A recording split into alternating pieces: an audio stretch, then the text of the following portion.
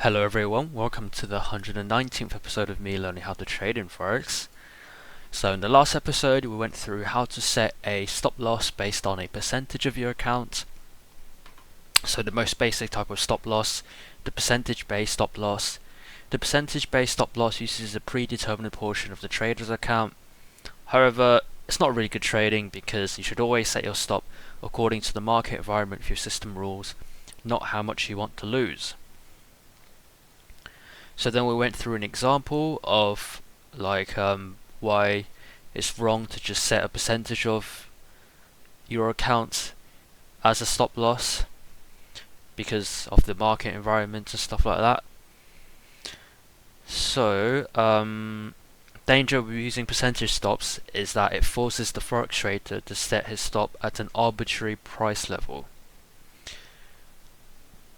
Either that stop will be located too close to the entry, like in Newbie Ned's case, or at a price level that doesn't take technical analysis into account. So yeah, that's that. And now we're on to how to set a stop loss based on support and resistance from charts. So how to set a stop loss based on support and resistance from charts. Date is the 28th. So, how to set a stop loss based on support and resistance from charts. The previous lesson discussed how to set stop loss using a percentage based amount of your accounts. A more sensible way to determine stops would be to base it on what the charts are saying. Since we're trading the markets, we might as well base our stops on what the markets are showing us. Makes sense, right? One of the things that we can observe in price action is that there are times when prices can't seem to push or break beyond certain levels. Oftentimes when these areas of support or resistance are retested, they could potentially hold the market from pushing through once again.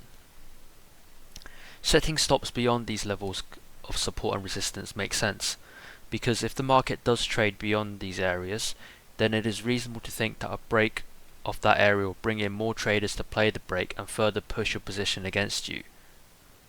Wait, setting stops beyond these levels of support and resistance makes sense, because if the market does trade beyond these levels, these areas, then it is reasonable to think that a break of that area will bring in more traders to play the break and further push your position against you. Okay, or if these levels do break, then there may be forces that you are unaware of suddenly pushing the market one way or another. Let's take a quick look at the way to set your stops based on support and resistance. So,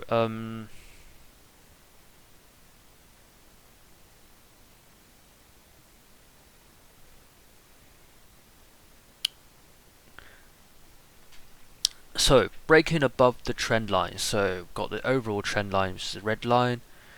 I've got the price action, the blue line. So, breaking above the trend line, boom, shoots through the red line.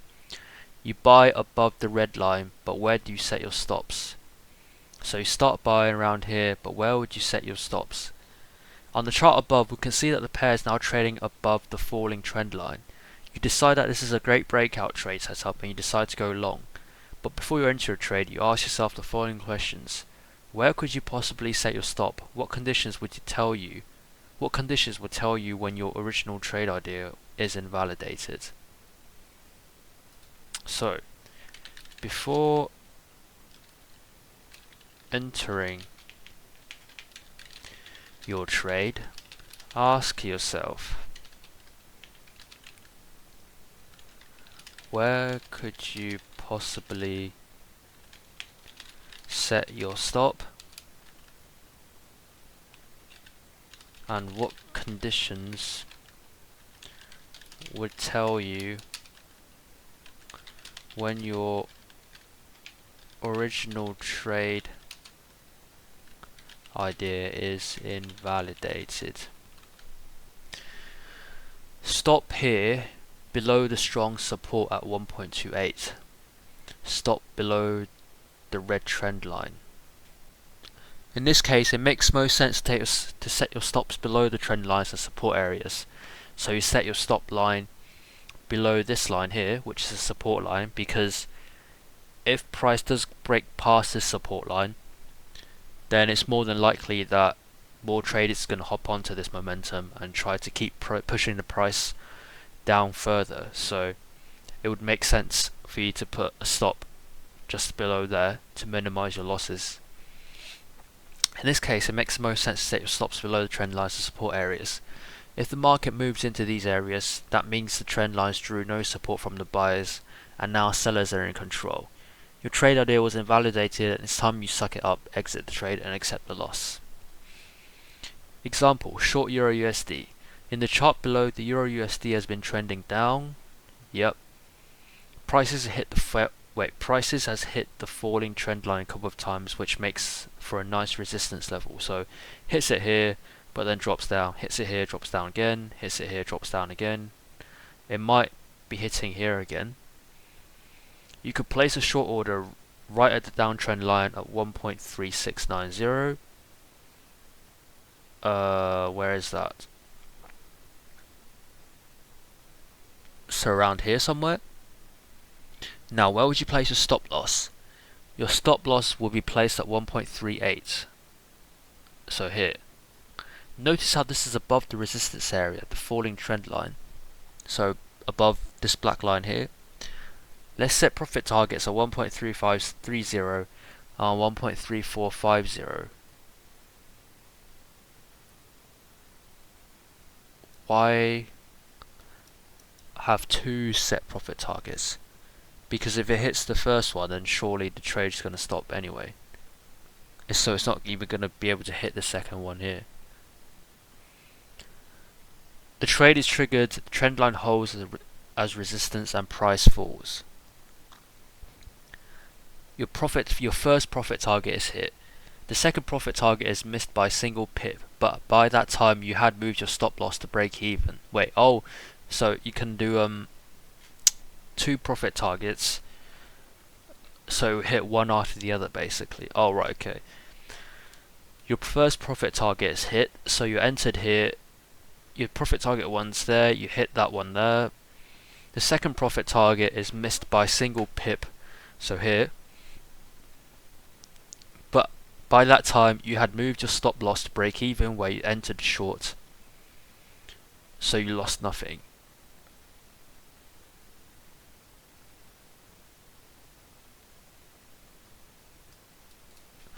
You had moved your stop loss to break even where you entered short, so then you would move your stop loss to where here, so where your entry point is, so around here.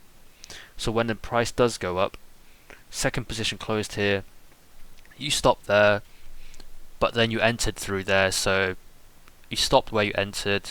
Basically you lost nothing and you won nothing, which is good, because at least even though there's no profit, there's still no loss either, so all is good. So you lost nothing. This is an example of using resistance as a guide on where to place a stop instead of simply using a fixed number.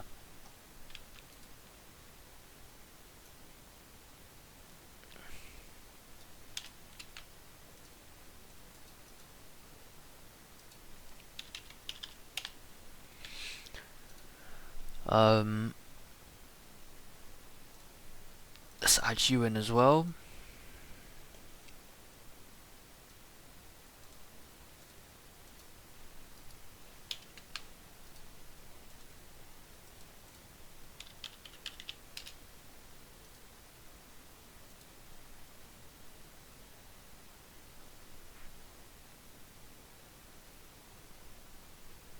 Yeah, okay, that's pretty good. Okay, so next one, how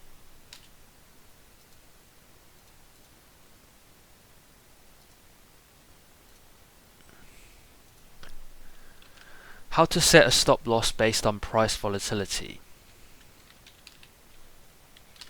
Set a stop loss based on price volatility.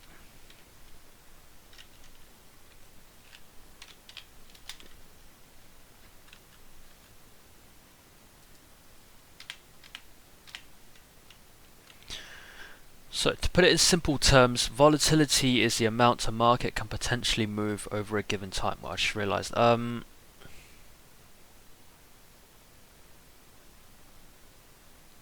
So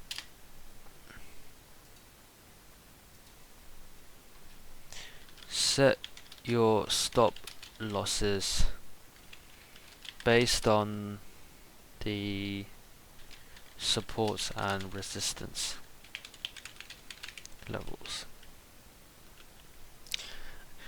So, to put it in simple terms, volatility is the amount a market can potentially move over a given time. Yep, volatility is the amount a market can potentially move over a given time.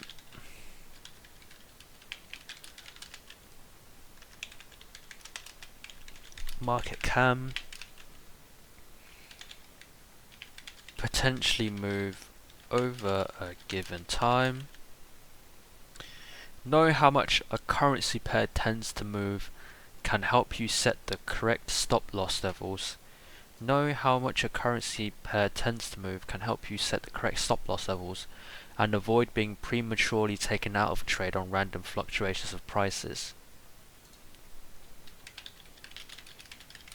Knowing how much a currency pair tends to move can help you set the correct stop loss levels and avoid being prematurely taken out of a trade on random fluctuations in price. Off price.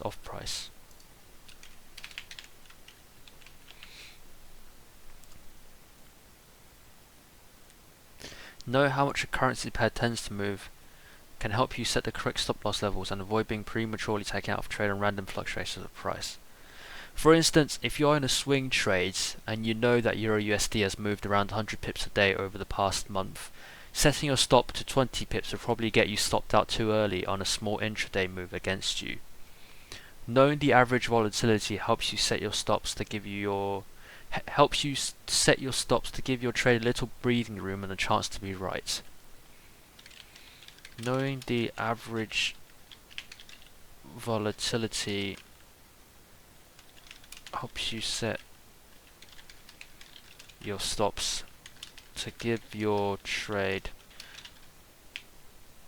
a little breathing room and a chance to be right. Method 1. Bollinger Bands. Oh hey. As we explained in the previous lesson, one way to measure volatility is using Bollinger Bands. I remember this. Bollinger Bands can be used to measure volatility. You can use Bollinger Bands to give you an idea of how volatile the market is right now. This can be particularly useful if you are doing some range trading. Simply set your stop beyond the bands. So remember, I think Bollinger Bands is when these two bands contract or expand as volatility increases or decreases. Right? So let me just Bollinger can be used to measure volatility.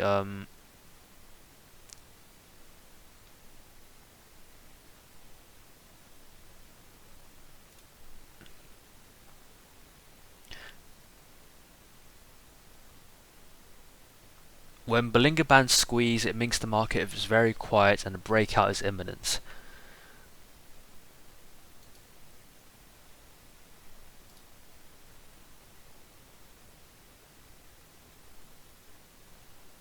Bollinger Squeeze, here we go. So Bollinger Squeeze, when the bands squeeze together, usually means that a breakout is getting ready to happen. If the candle starts to break out above the top band, then the price move will usually continue to go up. If the candle breaks out below the bottom band, then price will usually continue to go down. So you can see that a squeeze and then breakout happens.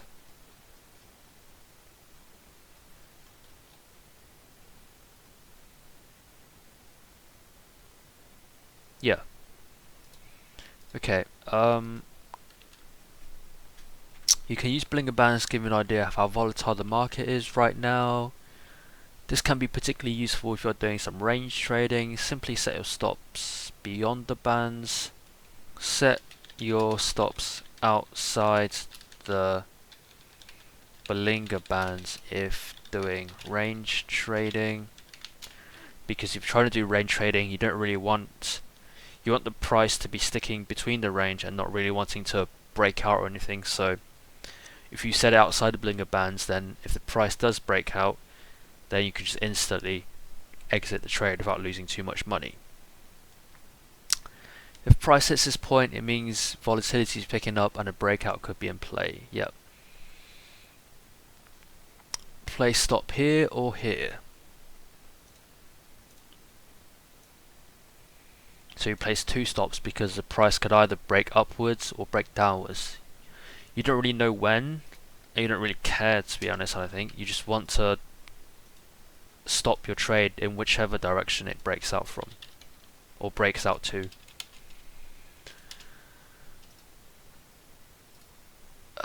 Method 2, average true range. Another way to find the average volatility is by using the average true range indicator.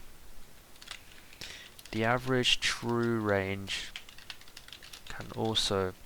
can be used to find the average volatility. This is a common indicator that can be found on most charting platforms, and it's really easy to use. All the average true range requires is that you input the periods or amount of bars, candlesticks, or time it looks back to calculate the average range.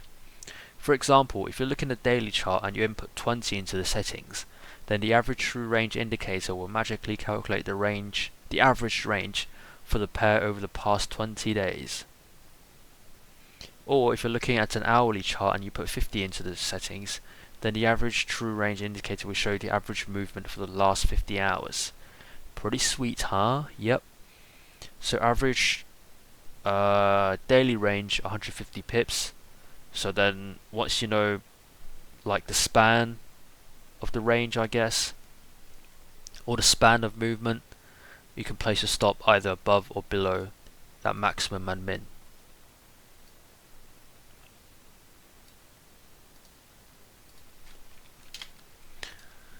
So like that. This process can be applied by itself as a stop or in conjunction with other stop loss techniques. The point is to give your trade enough breathing room for fluctuations here and there before it heads your way, and hopefully it does. The aim is to give your trade enough breathing room for fluctuations.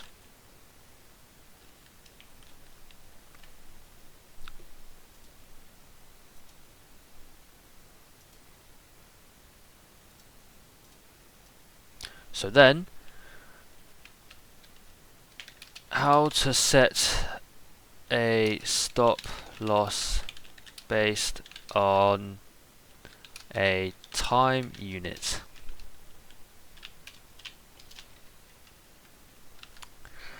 Time stops are stops you set based on a predetermined time in a trade.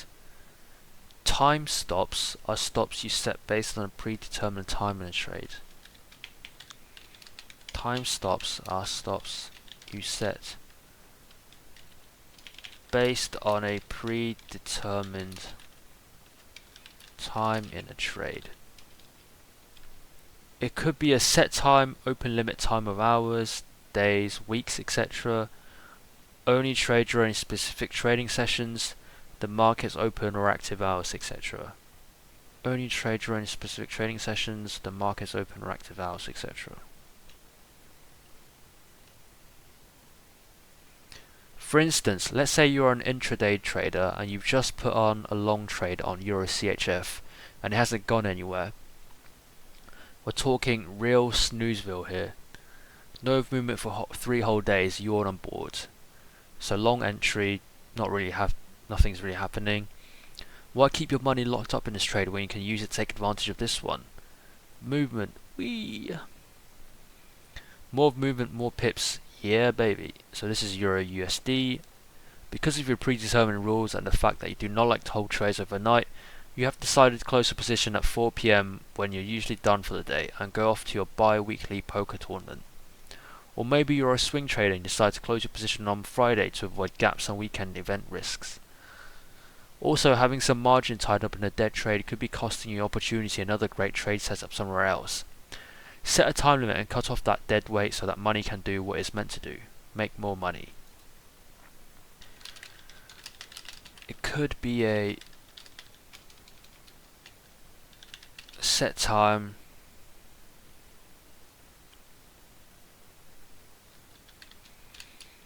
only trade during specific trading sessions, the markets open or active hours, etc.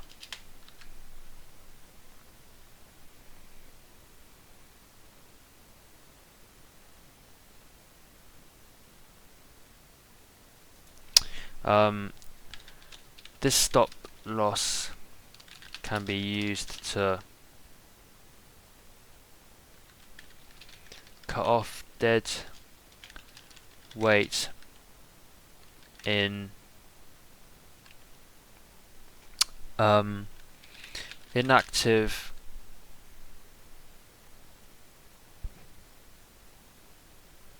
markets, I guess, inactive markets,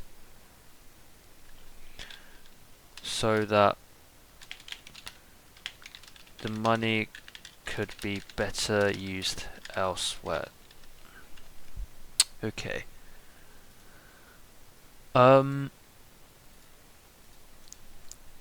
For big mistakes traders make when setting stops.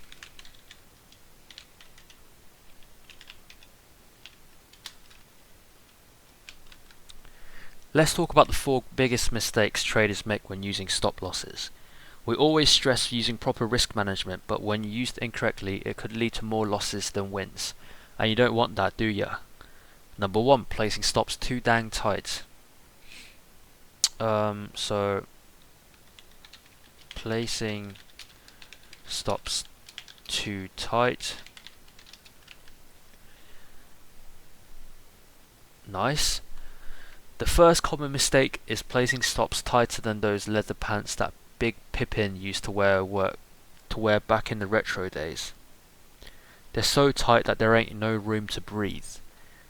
In placing ultra tight stops on trades, there won't be enough breathing room for the price to fluctuate before ultimately heading your way. When placing tight stop losses, there won't be enough breathing room for the price to fluctuate before ultimately heading your way. Always remember to account for the pair's volatility and the fact that it could dilly-dally around your entry point for a bit more before continuing in a particular direction. Remember to account for the pair's volatility for the currency. Remember to account for the currency pair's volatility and the fact that it could hang around your entry point before continuing in a particular direction.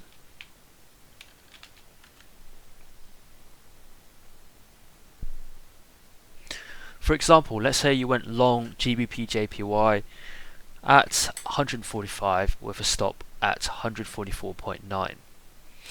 Even if you are right in predicting that price will bounce from that area, it's a possibility that the price will still dip 10 to 15 pips lower than your entry price before popping higher, probably until 147. But guess what? You weren't able to rake in a 200 pip profit because you got stopped out on a jiffy, so don't forget. Give your trade enough breathing room and take volatility into account. Yep. Number 2, using the position size like X number of pips as a basis for stops. Using position size like X number of pips as a basis for stop. Using position size like X number of pips or X dollar amount instead of technical analysis to determine stop is a bad idea. We learned that from newbie Ned, remember? Using position sizing to calculate how far your stop should be has nothing to do with how the market is behaving. So this is like the percentage stop where like you're only risking 2% of your account or whatever. So using position sizing to calculate how far your stop should be has nothing to do with how the market is behaving. Since we're trading the market, it will make much more sense to set stops depending on how the market moves. Set your stops depending on how the market moves. After all, you picked your entry point and targets based on technical analysis, so you should do the same for your stop. Position size, percentage risk equals the size of your stop loss. No. Size of stop loss, percentage risk is your position size. Yes. Size of stop loss. We're not saying that you should forget about position size completely. What we're recommending is that you should decide where to place your stops first before calculating your position size.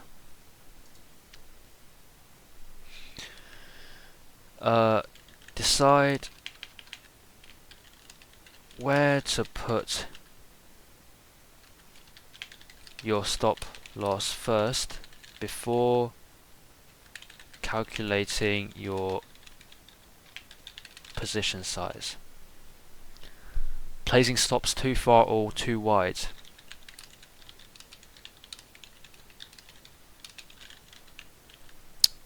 Some traders make the mistake of setting stops way too far, crossing their fingers that the price action will head their way sooner or later.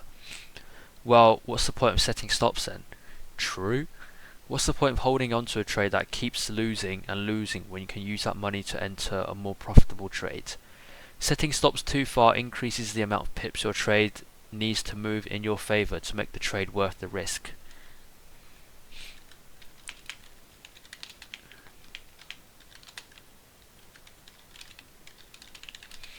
Too far increases the amount of pips your trade needs to move in your favor to make the trade worth the risk. The general rule of thumb is to place stops closer to entry than profit targets. General rule is to place the stops closer to entry than profit targets. So that means you would lose less because if the stop loss is closer to the entry, then there's a higher chance of your stops getting triggered. If, well, let me just think this through on how to say it. So, yeah, basically, the distance from, well, not the distance, but like the amount of pips from your stop loss to entry is much closer than, I'm assuming, your profit target and your entry. Stop loss, entry, then profit targets. Yeah. So therefore, you're just going to lose less pips if you place your stop loss near the entry level than to your target level, sort of target profit level, because the stop loss is closer to the entry. So you're less likely to lose more pips. So you're more likely to lose less pips. That should make sense, right? I don't know why I think it doesn't make sense, but it should make sense. Anyways, of course you want to go for less risk and a bigger reward, right? With a good reward to risk ratio, say 2 to 1, you'd be more likely to end up with profits if you're right on the money with your trades at least 50% of the time. With a good reward to risk ratio, say 2 to 1, you'd be more likely to end up with profits if you're right on the money with your trades at least 50% of the time. Okay. Placing stops exactly on support or resistance levels. Exactly on support or resist. You should place your stops above a resistance and below support, isn't it? That's the way to go. Placing stops exactly on support or resistance levels. Setting stops too tight, bad. Setting stops too far, bad. Where exactly is a good place to stop? Where exactly is a good stop placed then? Well, not exactly on support or resistance levels, we can tell you that. How come? Didn't we just say that technical analysis is the way to go when determining stops? Yep. Sure, it's helpful to note nearby support and resistance levels when deciding where to place stops. If you're going long, you can just look for a nearby support level below your entry and set your stop in that area. If you're going short, so you can find out where the next resistance level above your entry is and put your stop around there. So, if going long,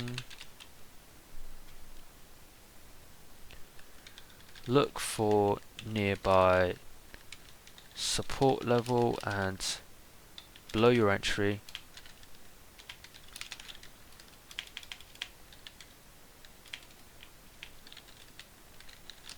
and place stop loss around there.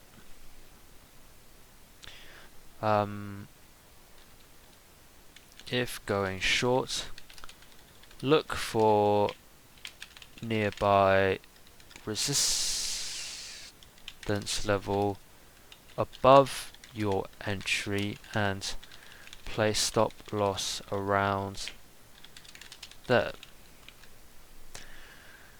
Above your entry, yep, but why isn't it a good idea to put it right smack on the support or resistance level?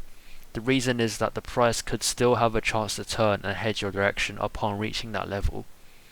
If you place a stop a few pips beyond that area, then you'd be more or less sure that the support or resistance is already broken, and you can then acknowledge that your trade idea was wrong.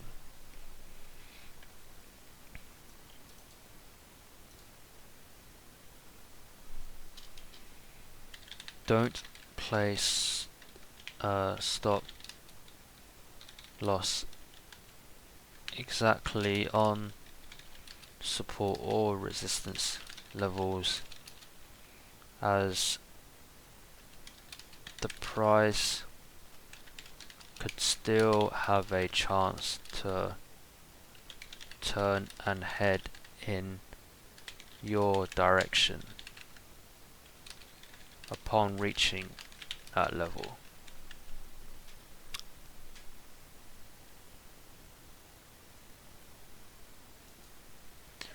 Okay, so 3 rules to follow when using stop loss orders.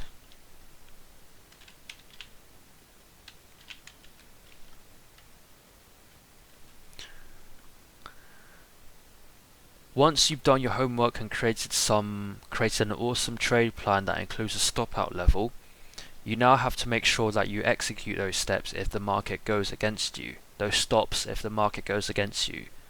There are two ways to do that. One is by using an automatic stop, and another through a mental stop.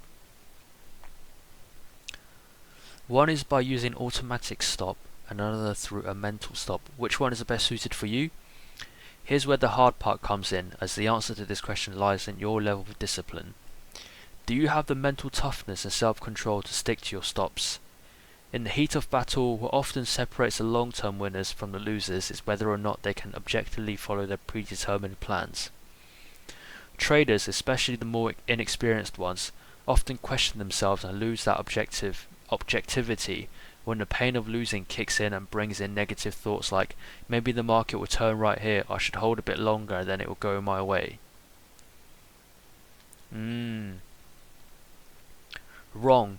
If the market has reached your stop, the reason for your trade is no longer valid and it's time to close it out. No questions asked. True. If the market has reached your stop, your reason for the trade is no longer valid and it's time to close it. No questions asked.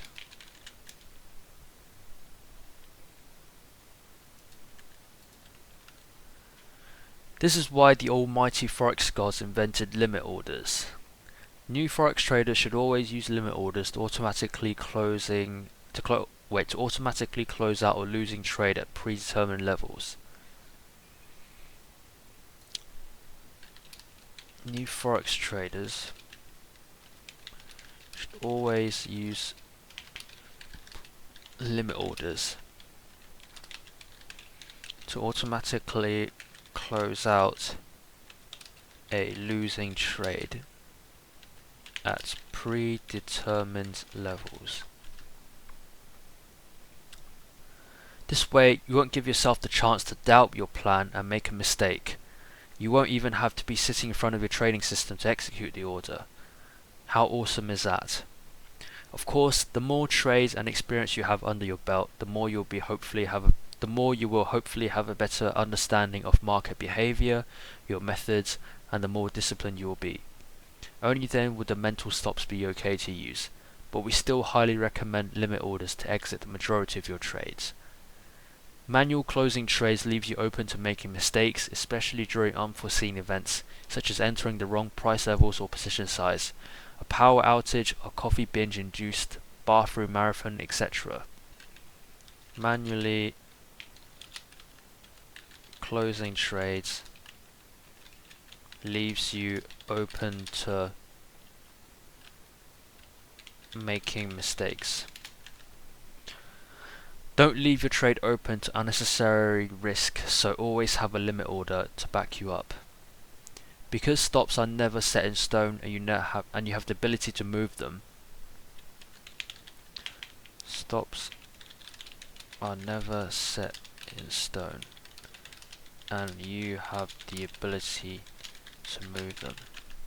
We will end the session with 3 rules to follow when using stop loss orders. 3 rules of setting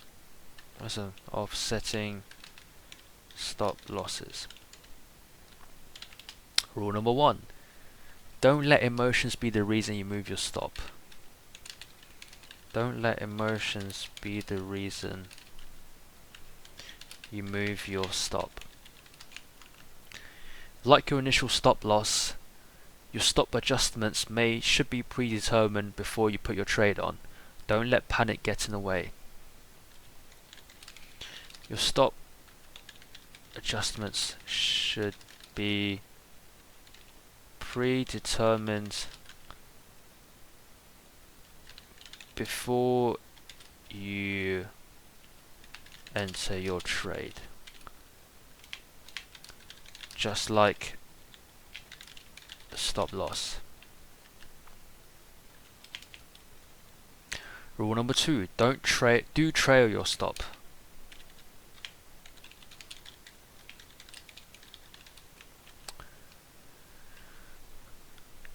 Trailing your stop means moving it in the direction of a winning trade. Means moving it in the direction of a winning trade. This locks in profits and manages your risk if you add more units to your open position. This locks in profits and manages your risk if you add more units to your open positions. Rule number 3.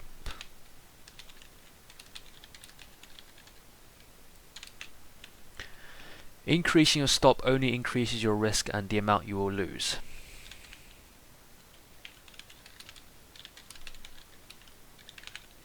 Increases your risk and the amount you will lose. If the market hits your planned stop, then your trade is done. Take the hit and move on to the next opportunity. Widening your stop is basically like not having a stop at all, and it doesn't make any sense to do it. Never widen your stop.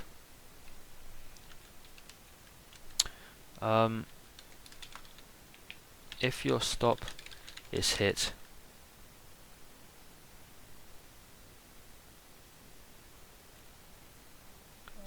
take it and move on to the next opportunity. Never widen your stop. These rules are pretty easy to understand and should be followed religiously, especially rule number 3. Do not widen your stop. Never widen your stop, as it's basically like not having a stop at all. Do not widen your stop or you'll end up like this guy. No. Always remember to plan your trade ahead and figure out what to do in each scenario so that you don't panic and do something you probably regret later on. Always remember to plan your trade ahead and figure out what to do in each scenario.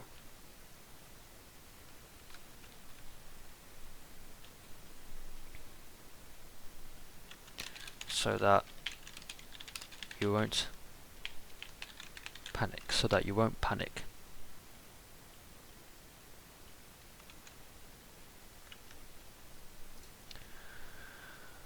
Okay, I'm going to leave this episode here then.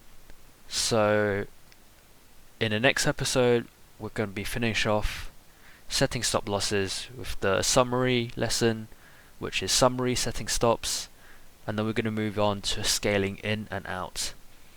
So yeah, thank you all for watching, and I will see you guys. Peace.